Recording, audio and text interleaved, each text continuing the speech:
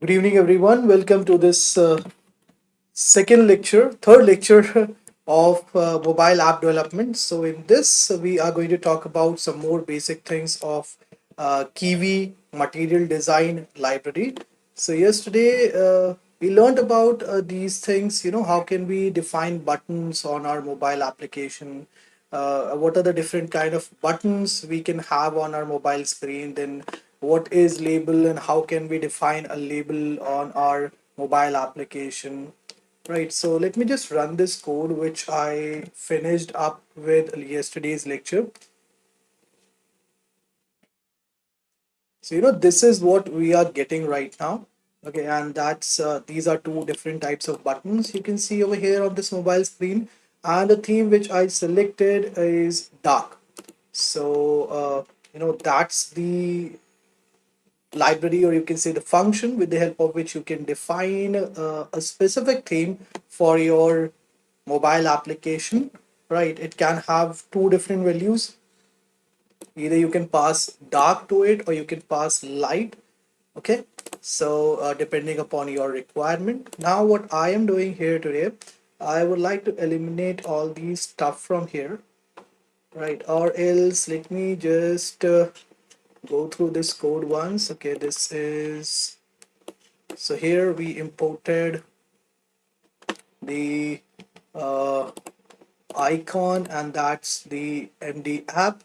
That's our screen, and these all are the different types of buttons we can create.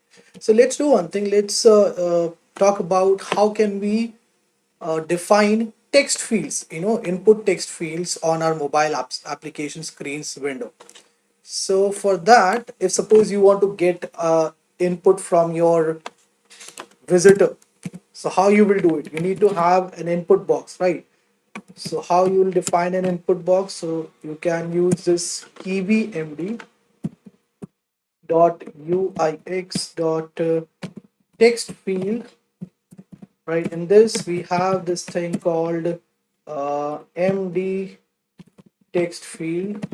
Because we are using KIVYMD, that is the reason it's mandatory for us to put MD before this text field. Right, and then we can come inside this demo app class. We have this function named build. Then we can remove all these stuff from here. Done, and we have this this code with which we are creating a screen. Then just after this we can, okay, let me just remove all these things from here because we don't require all these things anymore. Okay, now inside this screen I would like to have a variable. So let's have this variable with name username. Now I would like to create a text field and would like to save that text field inside this username variable. So for doing that, MD text field we'll have to use, and simply inside these brackets. And the one mistake which I'm doing here is f of this field needs to be in capital. Same thing we need to follow here also, right on the top. Now inside this text field function we can put the things which we want to see getting reflected as a text inside our input box. So text is equal to let's make it, let's say user, enter user name. So this is what is going to get reflected by default in the input text box. Now if you want to define a specific position uh, for this text input box, so for that, position hint is the option, and we can simply pass to it a dictionary. So center underscore x. I hope you remember about this thing. We talked about this position hint yesterday, right? The center is equals to, is going to be at this position. Similarly, we can pass a value for center y2, right? And it is going to be also 0.5.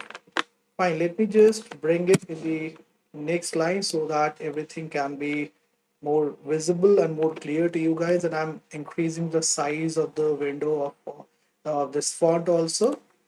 Okay, now it's time for us to add this text field we have saved in this variable named username in the widget of the screen. So how we'll access the widget is screen dot add widget. That's the function you can use for adding something to the widget of your mobile app screen. So we have the input box in this user named variable. Okay, and finally we are returning the whole screen. Let me now save the changes and run this code and see whether we'll be able to get a nice input box on a mobile app screen or not. So we have this input box over here, and as you can see, by default it's enter username, which is getting reflected over here, right? Let me decrease the size of this window. So what is happening if I'm decreasing the size? So this line of input box is also decreasing, right? Let me close this window. Now I would like to tell you about this third attribute we can use with this for this text field, and it is size underscore hint. Let's see what can we do with the help of this. See, the when we were the input box that we were getting on the mobile app screen, it is pretty large in size. So how can we control that size? So with the help of this size underscore hint, you can do it very easily. So you need to pass a tuple to it as I told you. So 0.5 comma 1. Let's save the changes. Now if I will run the code, so this is what I will get to see. So it's a nice text input box now, which is visible to us over here, and it's looking great, right? And if I will just reduce the size of this window, what is happening? See, its size, the input box is also reducing, its size is also reducing. Let me now tell you about the fourth attribute you can use for, sorry, not the fourth attribute, but what else can you do for customizing the appearance of your input box? That is what I would like to tell you next. Just a second, let me bring this uh, over here. Yeah, now it is perfectly fine. So I'm going to pass two values to size underscore hint, so none, and then for the width part we can simply use this x attribute. So to the size hint x we are passing none, and to this width we can have 300 pixels. I think it is going to be a good idea. Yeah, let me save the changes, and now if I will run the code, let's see what are we going to get as an output. So we are getting this input box. Earlier also we were getting the same kind of input box, but now if I will reduce the size of my window, so what is happening? It is now mobile compatible. Fine, it's now mobile compatible, and its size is not reducing. It is of the same size, right? Its size is not getting affected. So that's how you can have a better control on the size and everything of your input box, right? Now let's do one thing. Let's define another file over here. Let's create another file over here, or let's use this method called builder method. I hope you are aware of this method. Let me tell you what is this builder method and how can you import it, and what is the use of this builder method. So the first thing I would like to tell you is about how you can import the builder method. So it is there in this kivy.lang, and simply you can use this import keyword for importing it like this. So from this kivy.lang we are importing this builder method. Okay, and then what you can do, we can define, let's come down here and over here where we are returning our screen, and just before the point where we are adding the username to this screen dot widget, I would like to add something over here. Yeah, so username, and then we can use this builder function. to load a string. Right, now what's this string? I'll tell you about it later on. Now I'm using this load string function, and we can simply put a string name over here. Let's say we have a variable with name username help underscore helper, in which we have a string saved, and that is what we would like to add to the widget of our screen. And finally, this function is returning us this screen. Right. Now what to put inside this username underscore helper variable? That's what I would like to tell you. But before that, let's comment out all these lines because we don't require them anymore. So what I am doing, I am copying this whole variable's name and I'm putting it right on the top. And now inside this username's helper, let's make put an assignment operator, and then over here inside these triple double inverted commas we can put md text field. So I'm copying it from here and I'm putting it here, and let's place a colon, and then we need to put a tab. Right, then we need to hit the tab button in order to give an indentation, in order to define the indentation. It's time for us to define the hint text. Now what will happen, I'll let you know about the same afterwards. Let's first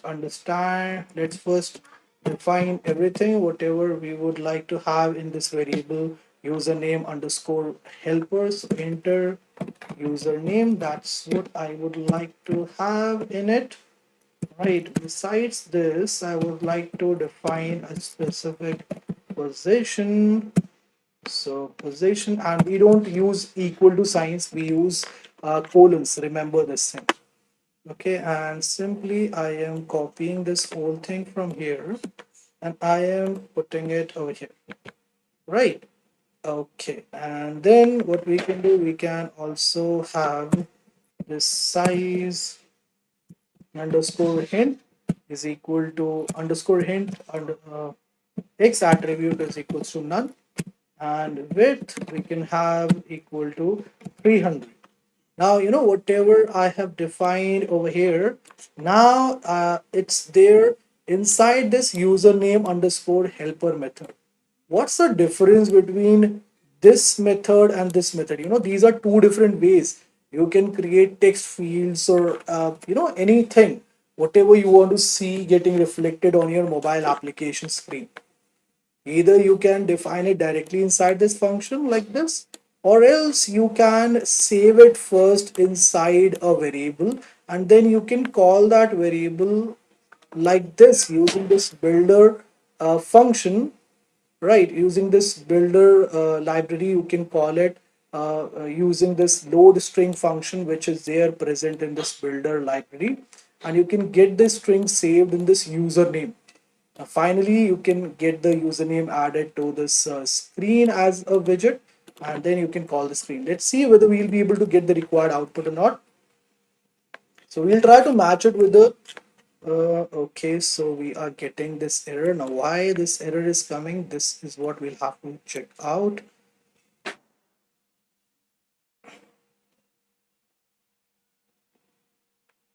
I think it hasn't accepted the builder invalid property name. Okay, invalid property name. Okay, why is it an invalid property name? Now this is what we'll have to check out.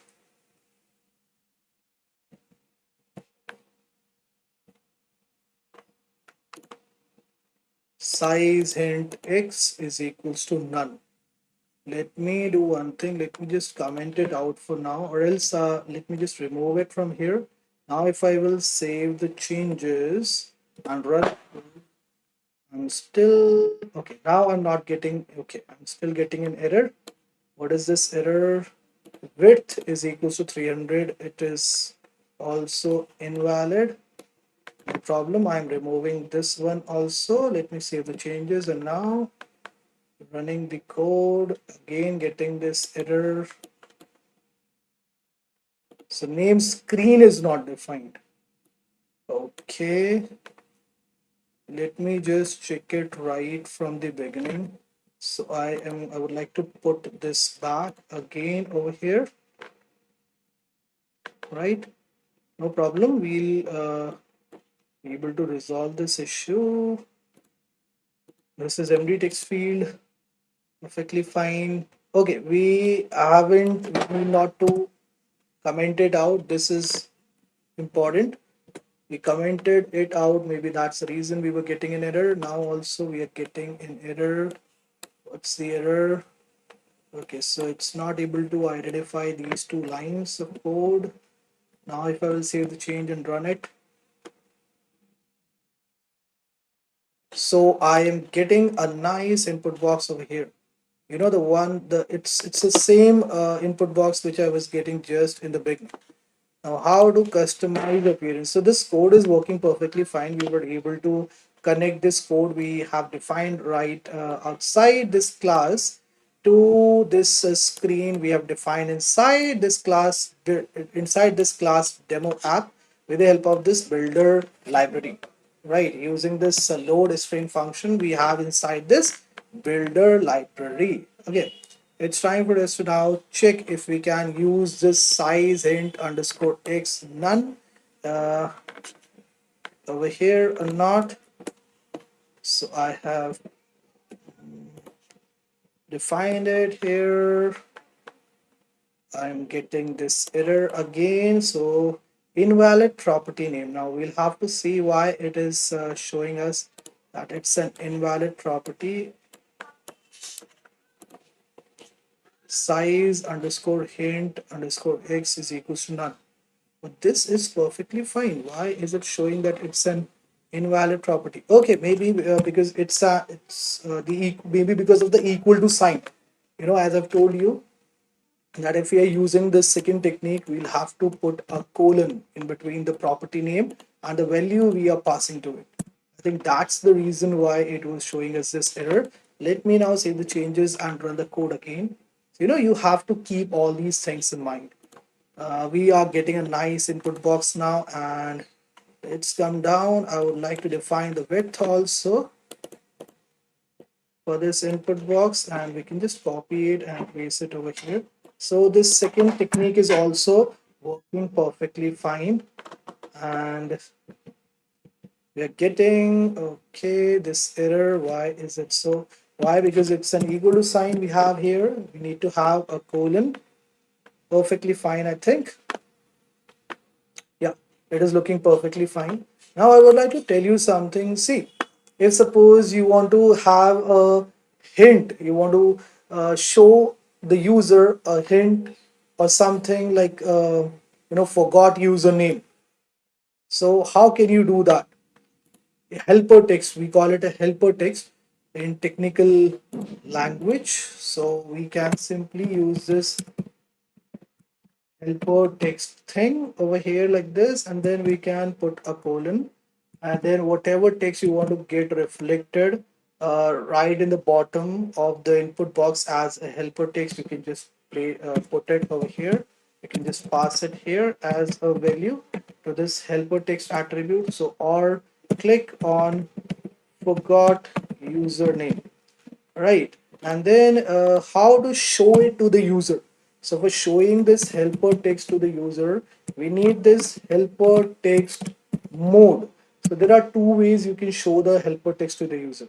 One is this persistent mode. Now what happens in this persistent mode, that's what I would like to show you first. So the spelling is correct, yeah.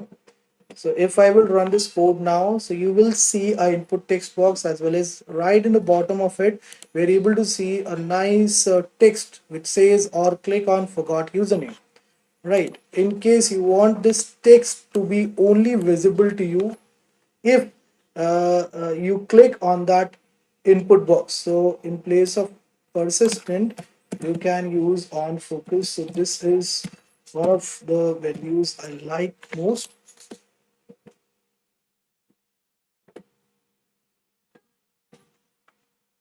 So right now the text is not visible to us, but the moment I'll click on this input box, see, it's now visible to us. So that's the magical code you can use for showing some hint or the helper text to the visitors of your application. Right now, if suppose you want to see an icon also getting reflected along with that input box just next to it, so how you'll do it, so you can use this icon underscore right. So now with the help of this you can access an icon and get it reflected in the right side of the input text box. So I would like to have an icon of Android.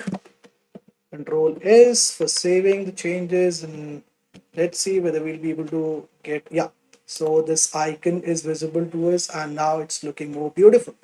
Right. Suppose, so this icon over here is coming in black and this is coming in blue. You want to have a, you want to get them reflected in the same color. How you'll do it? So it's very simple again. We'll use the same method that we used yesterday. So self dot theme underscore CLS dot primary, and simply we can use this palette option, right? And then we can pass this value to it, green, because I want to see it getting reflected in green. Let's see whether we'll be able to get the required output or not. So no, why is it so? Why it hasn't accepted this code? Maybe there is some error. Okay, the spelling is not correct. Yep, let me run this again. So we are able to see this in green. Okay, so it's working perfectly fine. Okay, the icon didn't change. Right, no problem. This is also perfectly fine. So with the help of this, you can easily do it. Now, if you want to change the color of the icon, we were not able to do it with the help of this theme underscore CLS primary palette. Is there any other way we can change the color of our icon? Let's check it out. So there is this thing, right icon right, and then you can use this color attribute, and simply you can use app dot theme underscore cls dot primary underscore color. So you know what is going to happen, this thing is going to pick up the color, this thing over here is going to pick up the color from here and it will assign it to this icon right. Let me save the changes and run the code and see whether it is going to give us the correct output or not. So the moment you'll click the input box, you'll see both of them in green. Right. Okay, so it's working perfectly fine. It's time for us to create another py file. So I'm going to press Control and N together. And let me just save this second py file with this name, Kivy2. Okay, let me use some other name, Kivy3.py. I am saving it with, or let me just change it to app2.py. Right, so this is ev1.py and this one is app2.py. And what I am doing, instead of putting this code over here in this main file, I'm cutting it and I'm pasting it over here. Right, let me just save the changes. Now how to, this is the second file in which I have this username helper folder, and this is the main file in which I have everything, all the codes. Now how can we access this code on the app for which we have defined this whole code over here? This is a issue. Now for doing that, what we can do, we can use this code from helpers import username underscore help. Right, and what else can we do over here? So I think now we'll be able to access help, this username helper. Am I right or not? Let me just check it once. So username helper. Let me just run this code and see what are we going to get. So we are getting this error. Why we are getting this error now? That's what we'll have to see from helpers import. Okay, what is the name of the folder in which I have both the files? Besides, I'll have to check this thing also, the Chrome key. I think now it is looking fine. Yeah, now it is perfectly fine.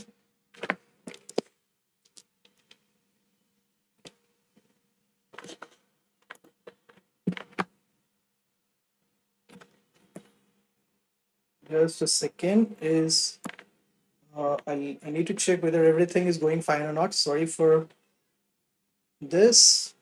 It is going to take me hardly 1 minute.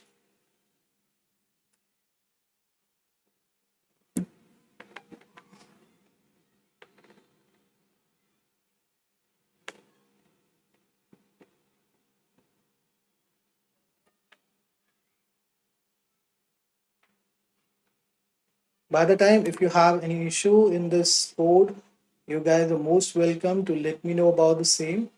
What I just did is I pasted this whole code from this file, and I pasted it here. I cut it out from this file, this main file, and I pasted it over here. Now what I am trying to do is I'm trying to one. Let's see the changes. Yeah, everything is perfectly fine. Thank you so very much, all of you, for being with me and bearing with me. But if you have any issues, please do not forget to share it with me in the comment section. I'm there to help you guys out.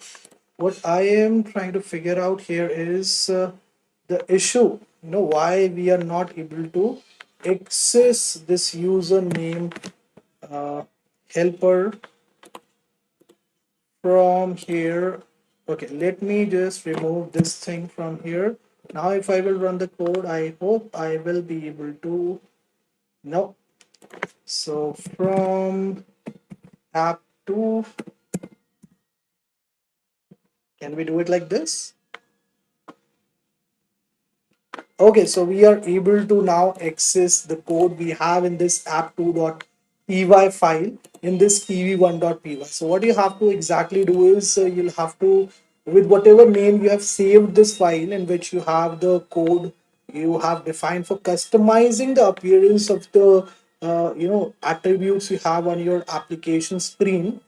So you have to put the name of the file like this over here from app2, right? And whatever you want to import now, you can put it after this import keyword. So because I want to import this username helper from this file, that's the reason I have put the name like this after this import keyword, and I am able to now use it with my application for which I have defined this whole code over here, right? So it is working perfectly fine. It's now time for us to define some button on our application. So I have all these types of buttons over here. The first type of button I would like to define is this MD flat button.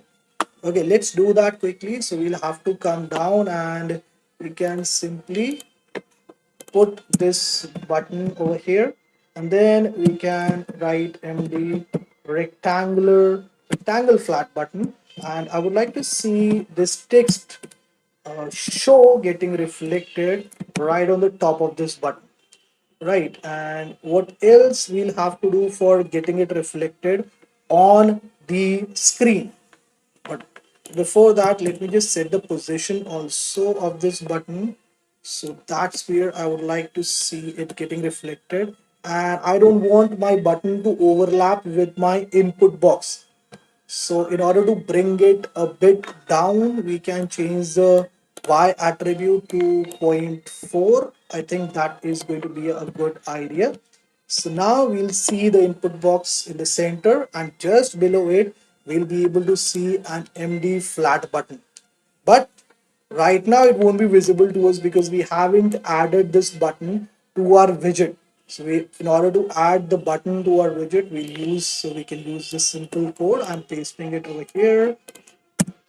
Okay, and simply we can just change the name of the variable here to button, in which we have the button right now. Let's save the changes and run the code, and let's see what are we going to get. So we are getting this error because the spelling of button is not correct.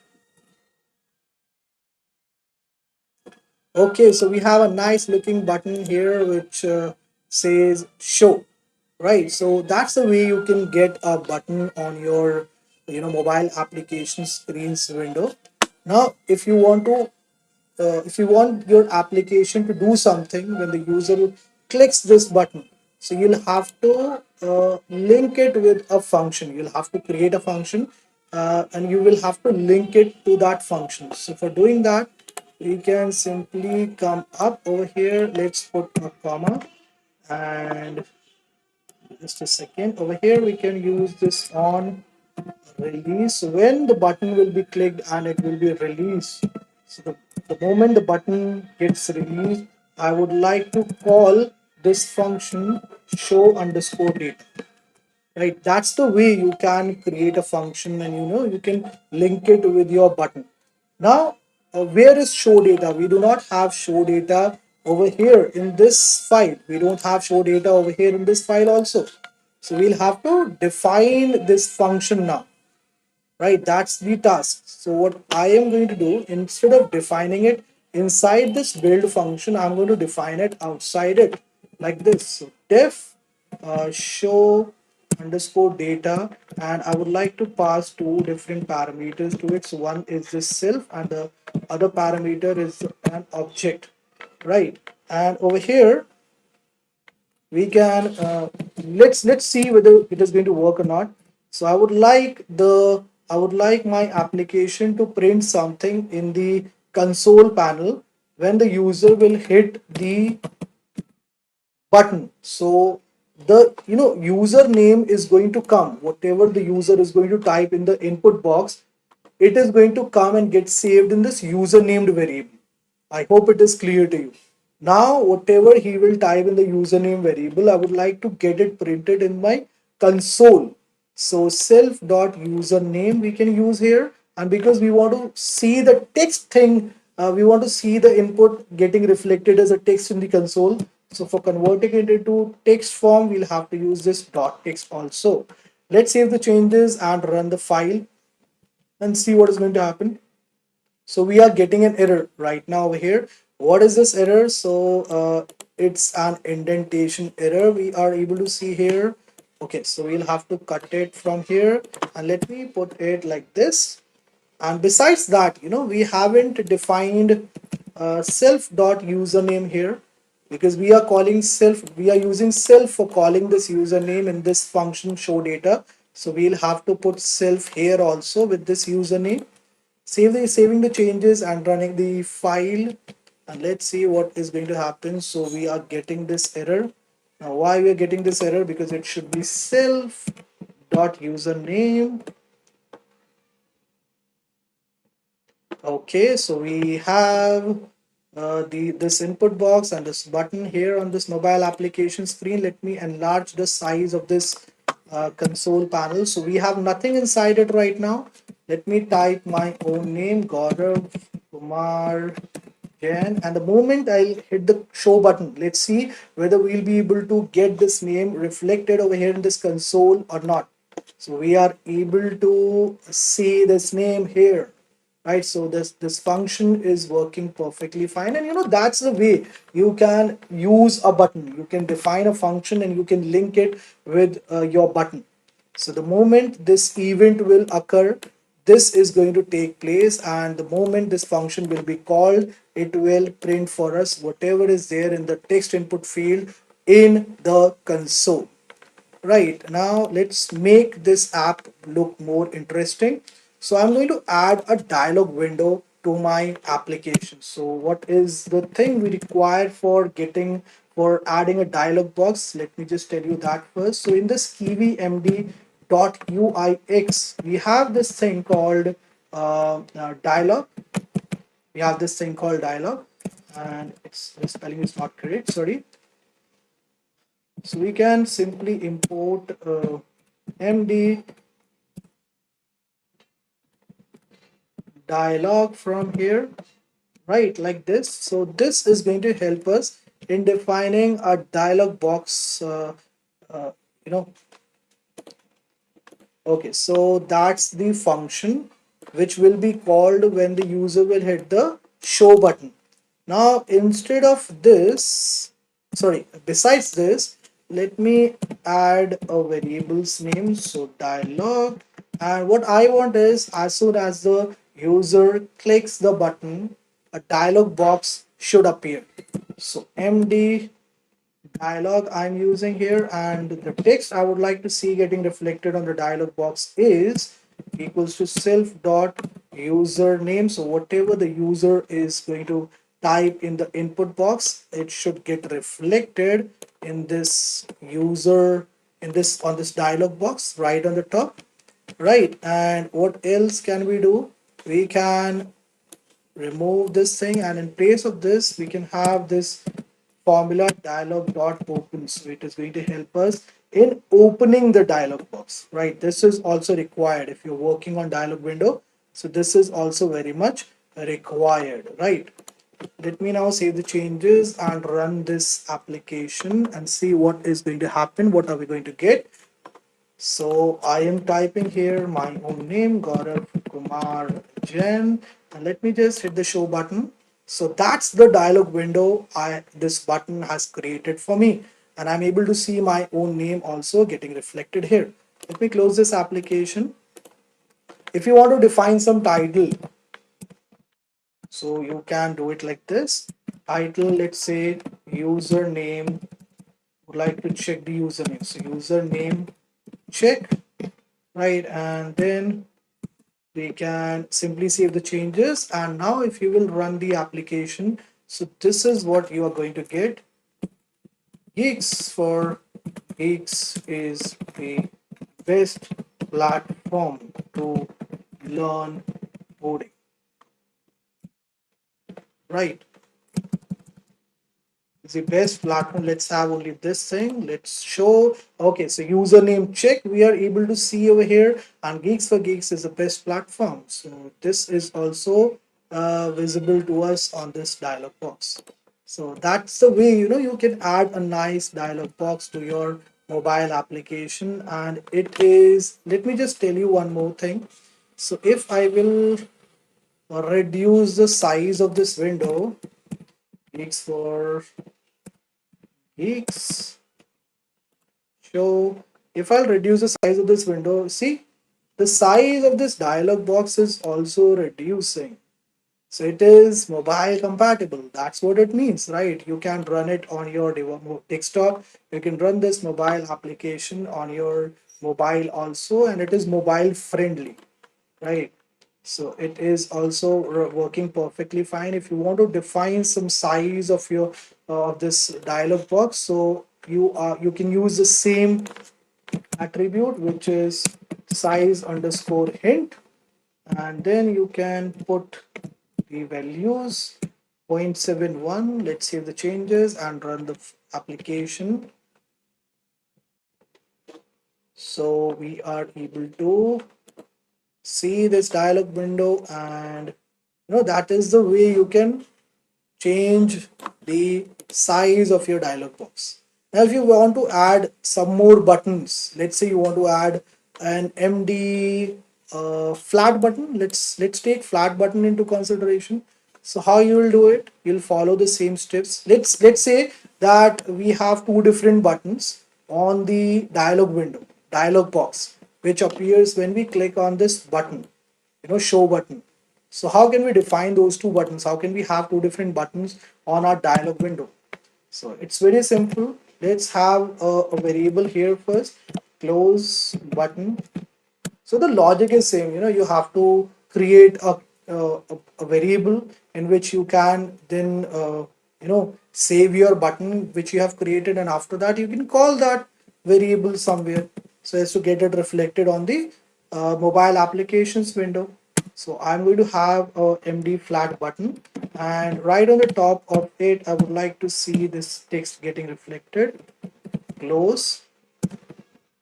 Similarly, I would like to have another button on this dialog window, and it is going to be with this name, more, right? Now in order to add these two dialog boxes to the dialog these two buttons to the dialog box, to this dialog box, what we can do, we can use this attribute button, then put an equal to sign, and simply pass the names of the buttons in the form of list to this button named attribute. So close button is the first one, then more button is the second one. Right. Now, when you will run this application, let's see what is going to happen. Whether we'll be able to get both the buttons on the dialog box or not. So I am putting my name over here, Gaurav, Kumar, Jain, and let's show. Okay, so I am getting this error. Now, why this app is showing me this error? Let me do. Takes exactly one argument. Okay, so it says that it takes exactly one argument. Okay, I think I made a mistake here. It should be buttons, not button. Maybe that's the reason. Let me check it again. So we are able to see this dialog box and both the buttons are visible to us. This is the close button and this is the more button. Now nothing is happening. You know why? Because we haven't defined any function and linked the same with these buttons. I'm closing the window. Let's define a function. Let's define two different functions and link them with these buttons over here. So what we can have a function with which we can, close the dialog box. And let's have this function here. So define close underscore dialog. Okay, I would like to pass two different objects to it, or be two different parameters to it. Let's have self dot dialog dot dismiss is the function you can use for closing the dialog window.